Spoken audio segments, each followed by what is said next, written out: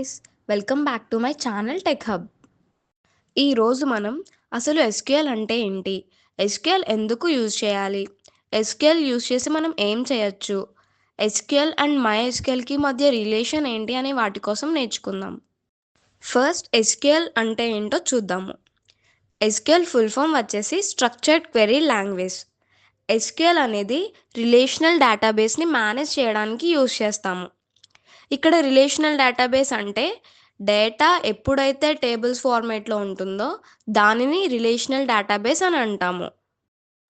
Next, ఎందుకు SQL use చేయాలి అంటే మనకి డేటాబేస్లో డేటా అనేది టేబుల్స్ ఫార్మేట్లో ఉన్నట్టయితే ఆ డేటాని యాక్సెస్ చేసుకోవడానికి ఎస్క్యూఎల్ని యూజ్ చేస్తాము. ఇప్పుడు ఎస్క్యూఎల్తో డేటాబేస్లో డేటాని ఏం చేయొచ్చో చూద్దాము. ఎస్క్యూఎల్ని యూజ్ చేసి డేటాబేస్లో ఉన్న డేటాని రిట్రీవ్ చేసుకోవచ్చు. అలానే కొత్త డేటా ఆర్ రికార్డ్స్ని డేటాబేస్లోకి ఇన్సర్ట్ చేయొచ్చు. At the same time already డేటాబేస్లో ఉన్న డేటాని అప్డేట్ చేయొచ్చు ఆర్ డిలీట్ చేయొచ్చు. సో ఇవన్నీ MySQL వర్క్ బెంచ్ యూజ్ చేసి ఎలా ఎగ్జిక్యూట్ చేయొచ్చో నెక్స్ట్ వీడియోస్లో నేర్చుకుందాము.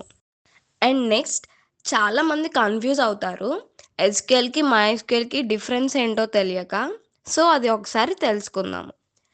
ఎస్క్యూఎల్ అనేది ఒక లాంగ్వేజ్ మాత్రమే. అది మనకి అండ్ డేటాబేస్కి మధ్యలో కమ్యూనికేషన్ మీడియంలా యాక్ట్ చేస్తుంది. అండ్ MySQL అనేది ఒక రిలేషనల్ డేటాబేస్ అప్లికేషన్. సో అంతే guys, day 3 topics. This is how I am ending the video for today.